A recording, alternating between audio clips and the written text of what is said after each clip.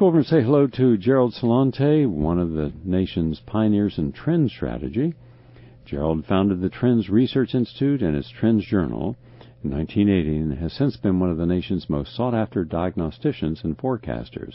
He works in over 300 different fields, and he's here today. Nice to have you with us today, Gerald. Hi, Gerald. Can you hear me? Hi, Gerald. Hello, Gary. Gerald, I'm going to give you two questions. Take your time. There's no rush. First, we've been told that the economy is out of the recession and headed back to normal.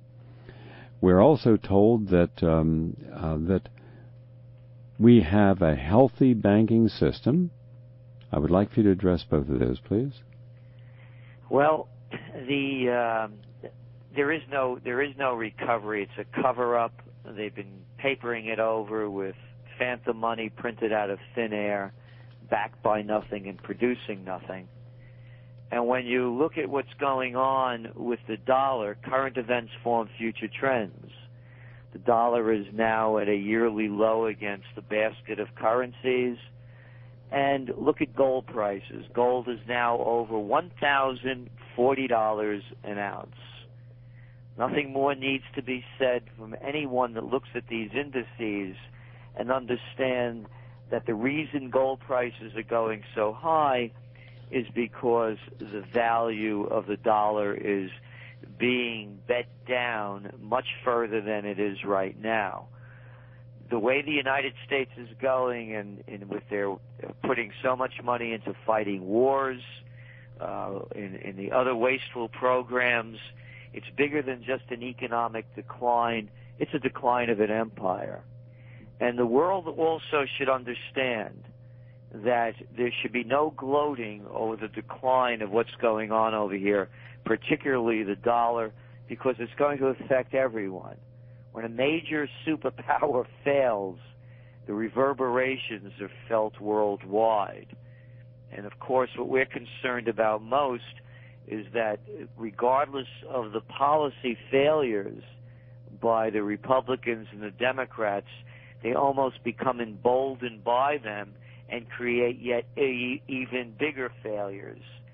So the next failure that we're fearful of seeing is a march toward war or some other kind of an event, or whether it's false flag or real, to divert the people's attention away from what's going to be a disastrous economic future.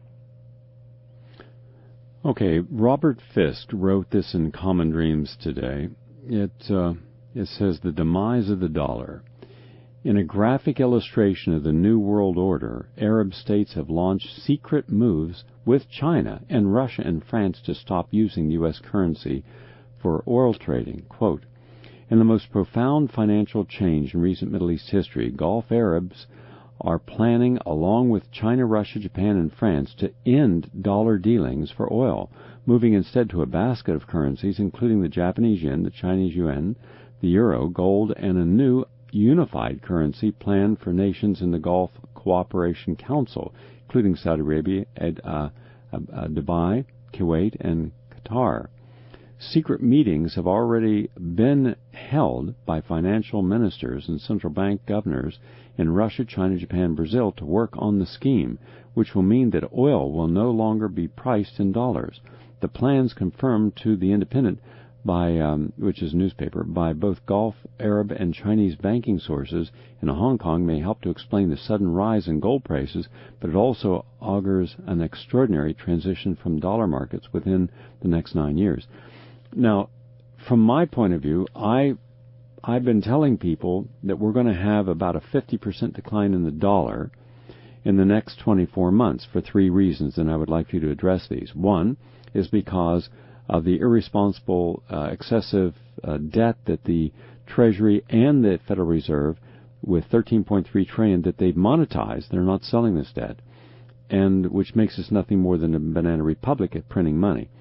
Two, that we do not have a thriving economy, that the banks have not to date brought forward their actual positions on credit default swaps and derivatives, which conservatively worldwide is $455 trillion, 5 banks alone, the top 5 banks in America, are controlling $160 trillion. Therefore, when they say, Timothy Geithner says, all the banks in America are healthy, yeah, if you don't include their debt positions, they are, and they're liquid, but they could have 100 times more potential liability than they have assets, which means that all these banks in America are insolvent. They're broke, just like our country is. So at some point, this cat's going to get out of the bag, and people are going to freak. And lastly, we're going through hyperdeflation. The average American is struggling. When I travel around America, I'm seeing malls that are half empty. In one case, recently I saw a high-end mall in my hometown down in Florida that was empty. 95% of the stores closed. And I'm seeing people struggling. And yet, these are not being taken into account when they say, oh, we're out of the recession. Maybe some people are out of the recession. The average person is going deep. So I see hyper-deflation, the value of property and assets plummeting, and then hyperinflation, where the cost of buying anything increases because the value of the dollar decreases. They can't keep the dollar at zero to loan it indefinitely. And the moment he starts to ratchet up the interest rates to something around 4 or 5%, you're going to see a tremendous amount of stagflation. So I'm seeing the dollar in the toilet. I'm seeing it being reduced in value. I'm seeing people's savings wiped out. I'm seeing people who thought that they could get away with putting cash in the mattress as being the future, as being a hit. And I'm saying you better get into something that you can eat. Land, gold. And if people got into gold when I told them they would have gotten into $200 an ounce, they would have had a 500% appreciation. I believe, now I can be wrong, but I believe gold's going to go to about $2,000 to $3,000 an ounce before any major crisis occur. And if there is a major crisis, it could go to 5,000 ounce. Those are my thoughts. I'd like for you to take what I just said and give us yours, please. Well, on your first note about it being a banana republic, that's exactly what's going on. As we say over and over and over again, you cannot print phantom money out of thin air backed by nothing and producing nothing and not destroy the currency. The decline was predictable, has been predicted, and what's going on with the Gulf, the OPEC and other nations, this too is old news. That's just being dredged up again. These talks have long been going on.